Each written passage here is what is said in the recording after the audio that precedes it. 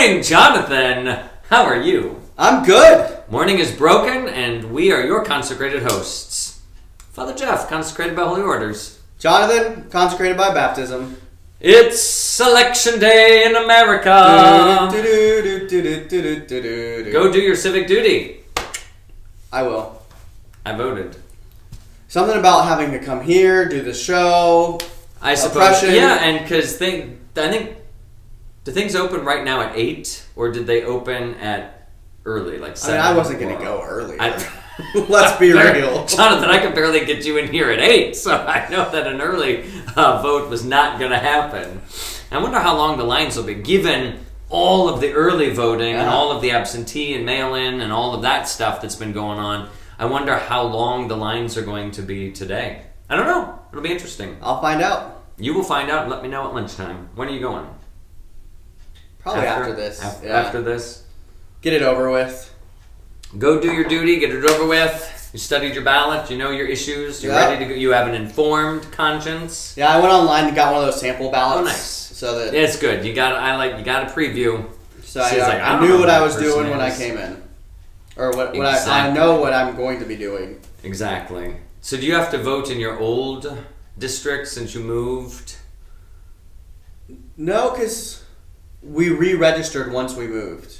Okay. So we got the card in the mail. Got it. Got all that information. Okay. So you got. I didn't know how that worked and like what the cutoff deadline. Yeah. No, we got it beforehand. After we moved, I saw something about registering if you moved and anything else. So I was like, ooh, I need to do that. So I went online, did all the things. Nice.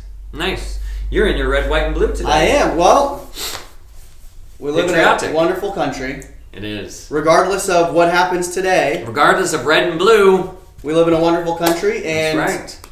Us as citizens have the opportunity to make it. There are so many places that can't. A better country, a worse country. It's all up to us. Yeah, and somehow it's going to go on. I just have that feeling that it does. It's not going to be doom and gloom.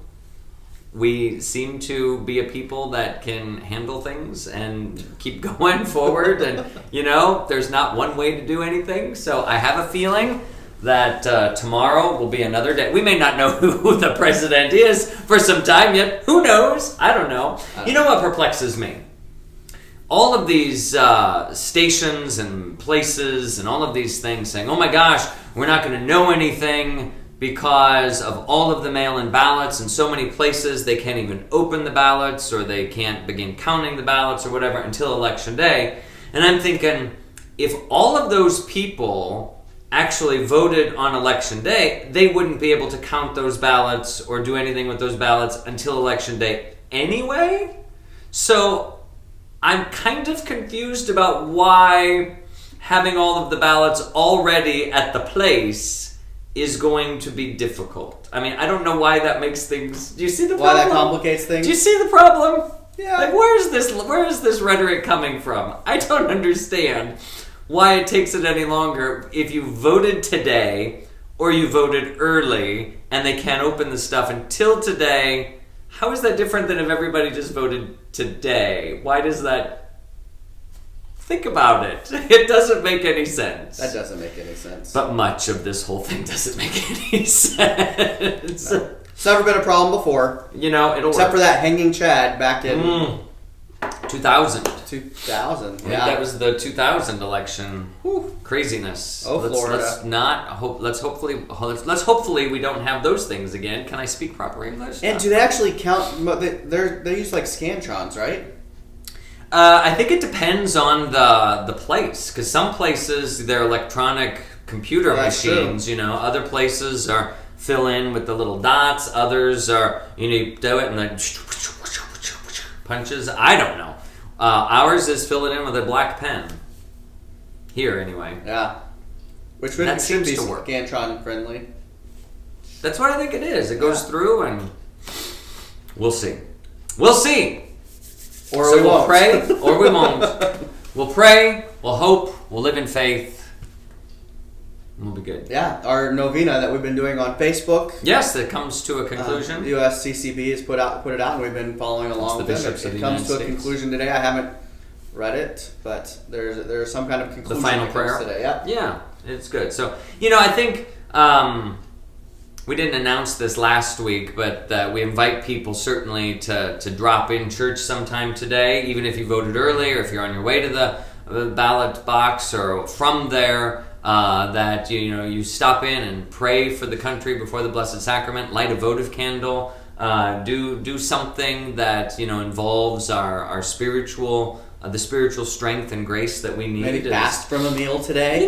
There's all kinds of things. That's a good, do some kind of penance and fasting, prayer, almsgiving. These are all good things that we tie with our civic duty, that we also incorporate our spiritual duties as well. I like it. Death and dying, Jonathan. Death and dying. That's what it's all about. Do you know what causes death and dying? Sin. Well, yes, but you know what is a result of our sin? Death and dying.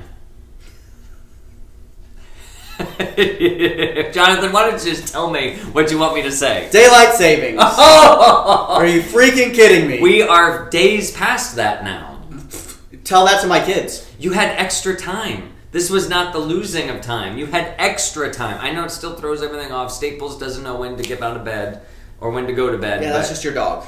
We often compare my dog to your children. Staples is a pretty good dog. Unlike your children. They're very good children. However, dogs can't say, I'm hungry, I don't want to go to bed. It's hard. And whoever made it needs to go away. Well, they did go away because they died already. Jonathan, just drug them. The kids? Yeah. I mean... Little whiskey in the milk. Whiskey in the milk. Little Benadryl. Little Benadryl in the cereal. We've thought of it. No, don't do it. I'm kidding. Don't do it. These are bad advice. A little Benadryl if they're sick. This is why we are not an advice channel, because the advice we would give would be Speak for yourself. I think I would give great advice.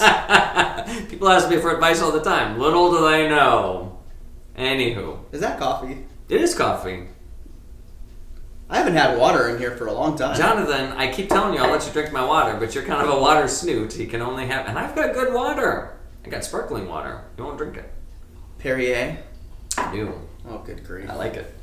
It's bubbly. It's effervescent, like me. But yeah, right. Daylight savings, no good. Well, you'll make it. It's like flying a time zone change. It takes one full day for every hour of time change to really regulate your body. So you should now we are at one full day away from that. You should be well. But part of the problem is it gets dark so much earlier now. Well, that's why we're going to be putting up Christmas lights pretty soon. I think people are going to start doing it early this year. Well, now there's all kinds of lights for everything. I mean, the Halloween lights, and you can now just put up your Thanksgiving lights. Diane in the office was talking about how she's got these new LED lights for her house outside. So she's like, for Halloween, it's going to be orange and purple or green or I don't know what. And for Thanksgiving, maybe we'll do orange and brown. She was excited. She was excited that she could start changing. So if you live there in Utah next to the Bonnies, there's going to be all kinds of light variations on the house these days because Diane will be playing with different shades daily. We're trying to spark her artistic creativity. Yeah. We're working on Diane. We push her to try new things. Exactly. Okay, death and dying. Death and dying. Yesterday was All Souls Day. Yes. The commemoration of all the faithful departed, which is a bit of a mouthful, which is why most of the time we call it All Souls Day. Yeah. And the whole month of November is dedicated to our beloved dead. That, again, every month is dedicated to something, some feast, person, memorial, saint, mystery. November is dedicated to our beloved dead because the church's year now is coming to a close. Yeah. So at the end of this month, can you believe we're in November already? At the end of this month, Advent begins. So right after Thanksgiving, the first Sunday of Advent, and that's when everything starts again. The mystery of Jesus' birth will kind of start everything. So we're at the very end of the year, which the church invites us then to start thinking about the end times, as well as our own mortality and being called to the kingdom. Yeah. So November, time to begin thinking about all those things. So one of the things I think we'll do this week, and we'll see how long it goes, is kind of talk about death, dying, the process of that, grief, mourning, funeral rituals, funeral symbols, things that maybe you should be doing to prepare yourself, your family. Excuse me, oh my goodness. I'm in all kinds of little hic burps. Did you put sparkling water in your coffee? I guess that's a problem. I never tried that. I wonder if you can do that. Probably it might mess up if you heat up the sparkling water in the coffee maker. I probably don't want to do that. Maybe you can make some cold brew with it, but then it would go flat. Yeah, I'd probably go flat by the morning. Yeah, unless you steal it somehow.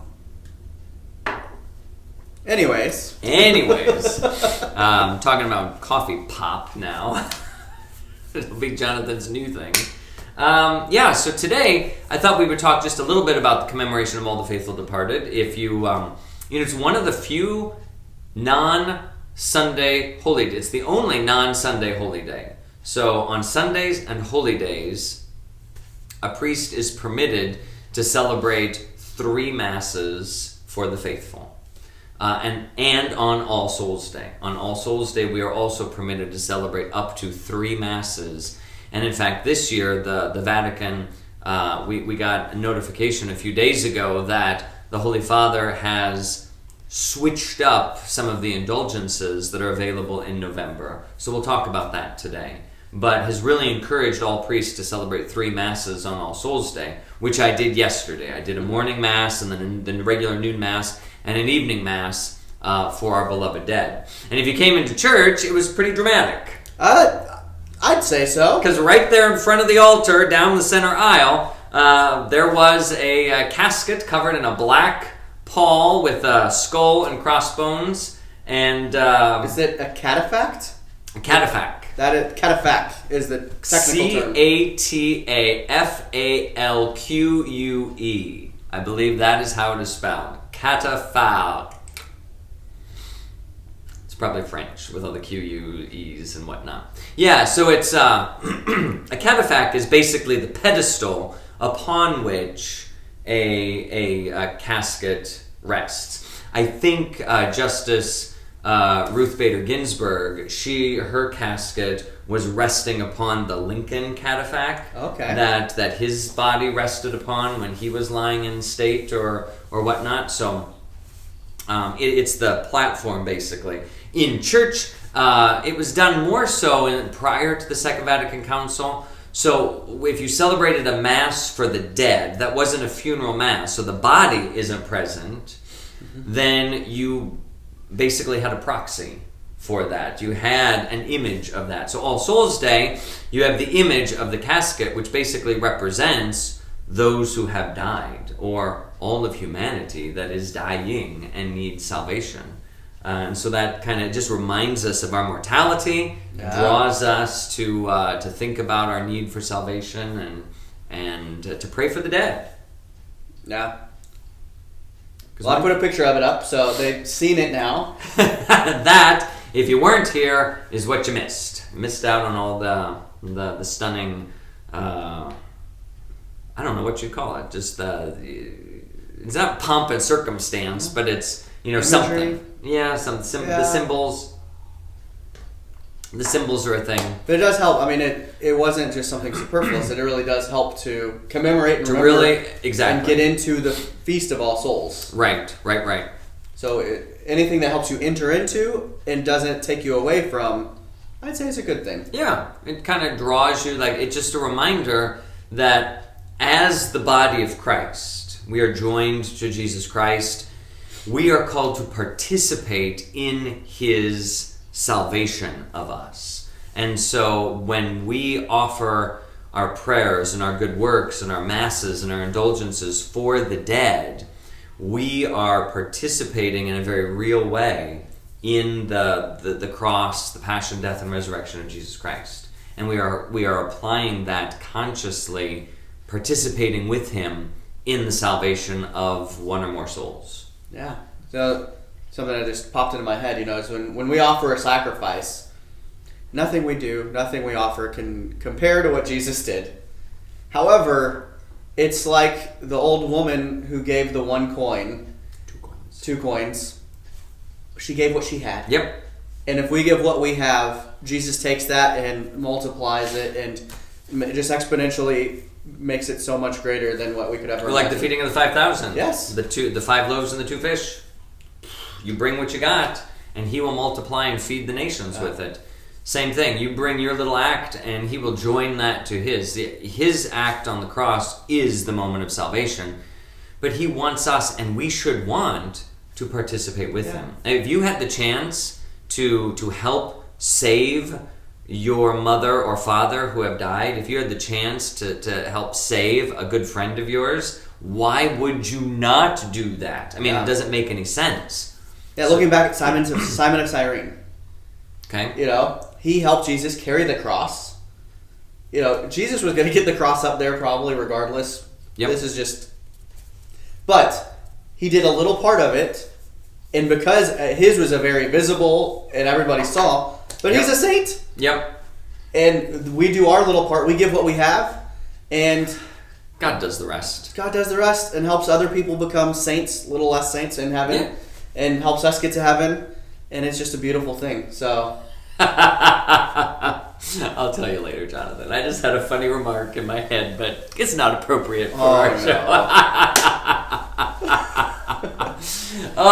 Anywho, so let me tell you about the Indulgences for All Souls Day. I like Indulgences. I know. So again, just if you're not remembering or what the heck is an indulgence, it is the church's, the body of Christ's ability to do just what you said. Like, you do some small thing, and by the grace of God, God makes that more efficacious and flowers that into something that you could never have done on your own.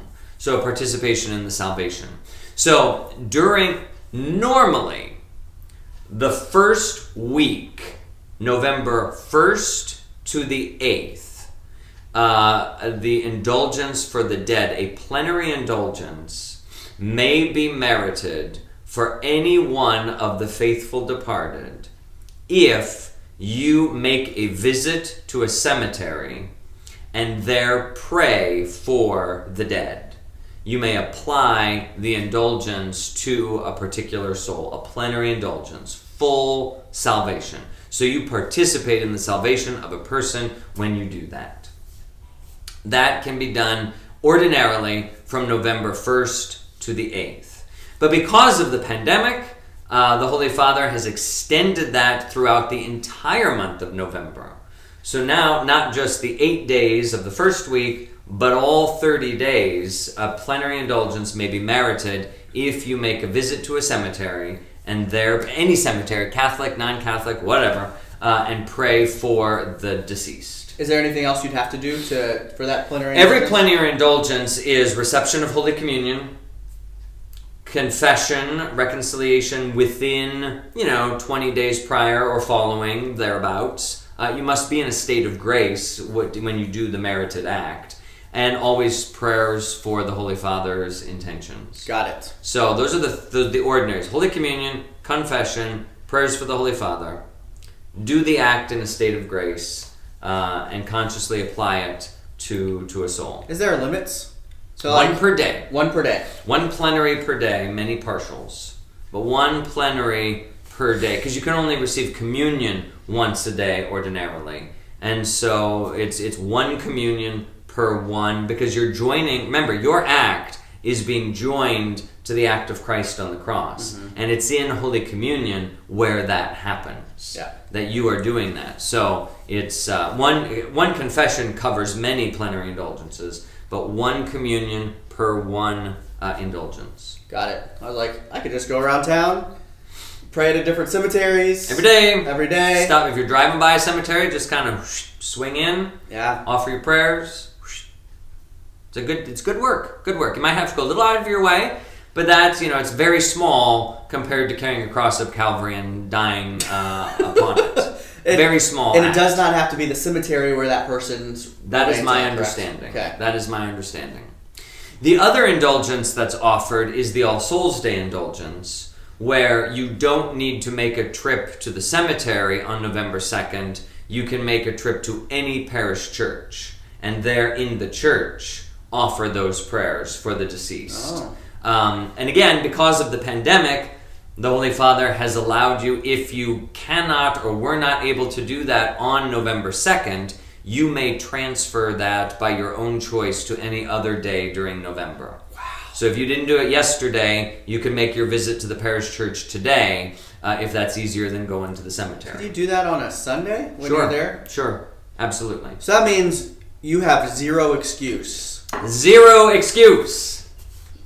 Absolutely. And there's just, right now, especially during the pandemic, it is so easy to merit plenary indulgences because those plenary indulgences, I believe, are still in force, where all you have to do is make a visit to a church and pray for an end to the pandemic and those who are suffering because of it, who have died because of it, who are caring for those who are sick, offer the Lord's Prayer and Apostles' Creed, and there is a plenary indulgence for you or for some other soul. Things are so easy right now, and yet how many people have totally not done that? I'd forgotten about that one. I am totally guilty of that. Although I went to confession the other day because I wanted to be ready for All Saints' Day. I'm like, if you're going to be a saint, the way you do that is let Christ heal you. So I went to confession last week, and I went right into the church then, from the confessional to the Blessed Sacrament, and I prayed for the end of the pandemic because I wanted to merit that plenary indulgence to scrub my soul squeaky clean. Scrub your skull. Scrub my skull. Father Jeff, so you go to confession. I do go to confession. Do you have to go to the bishop or something like that? No, I go to the Pope. No, I go to another priest. So you can just go to any priest? I do. I called up a priest and said, hey, I'm going to be driving by your parish. Are you around? Can I swing in and go to confession? Sure. Nice. So when it comes to you receiving the sacrament of confession, you are pretty much just like any layperson. Absolutely. There's no difference because you're a priest. Correct. Cool. Correct. I go in, and even if I were to confess to someone that's unknown to me, so if I were on vacation, traveling, whatever, and I stop into a place and there's a priest there, and maybe I'm dressed in my Aloha shirt and shorts and flip-flops, and I walk into the confessional, and I would say, bless me, Father, for I have sinned. My last confession was 3 weeks ago, and I am a Catholic priest. Here are my sins. So it's always good to let the priest know what your state of life is. And that applies for anyone. If you're a religious, a monk or a nun or a brother or sister, if you're a married man, a married woman, single person, engaged, what is your state of life? Because that affects your, the things that you do may or may not be more or less guilty for, just based on that. Or it just gives some context. Like, what is this person talking about? And it's like, oh, well, that's because you're a deacon, and now I understand. So, yeah, when you confess these things. Very good. So, exactly. So, absolutely. Plenary indulgences. This is the month to pray for our beloved dead in a particular way. And there was something else that I was going to say about the prayers for the dead. And now it has totally escaped me. Well, so many churches will have a book of the faithful departed, and that's then they invite people to inscribe the names of those who have died, especially in that year. So it's a lot of times we use the same book. So if you wrote someone's name in there last year, you can flip back a few pages and see it's still in there. So it's really, you can put, if you want to write their name again, and as a way to just, again, consciously bring them before the altar, to place them. I want to pray for these people who have died. But many times it's like, who are the people that you know who have died in the past year that you want to add now to the book of the faithful departed, to keep their memory as a way to pray for them, whatever. So we have that book in church as well. So it'll be there all month until the first of Advent. So put some names in there. Yeah. Don't forget to pray for the dead, your friends, family. Yeah. It's Once you're dead, you can't do much about it. So, So they rely totally on people who still can do things. And that's you and me. Yeah, and it's just a beautiful way to stay connected to them, and not lose sight of them, and Absolutely. it's a beautiful thing. Yeah. Death doesn't have to be terrible and horrible and ugly all the time. It does not. It's through these acts of charity that life, whether here or hereafter, is redeemed. The Lord said always that almsgiving, acts of charity, cancel a multitude of sins, just wipes the slate clean. And that's also kind of where the theology of the indulgence comes from. Do some act of charity, the Lord loves it, and He is just willing to pour all kinds of grace and favor upon acts of charity. Which reminds me of our saint today, which we didn't talk about at the top of the hour. No. Saint Martin de Porres. Oh yeah, He's got an interesting story. A New World saint, so this side of the globe. He is an excellent patron for today because he is a patron of interracial relationships, and particularly persons of mixed race. So his father was Spanish-born and was like a governor in Panama or something over here.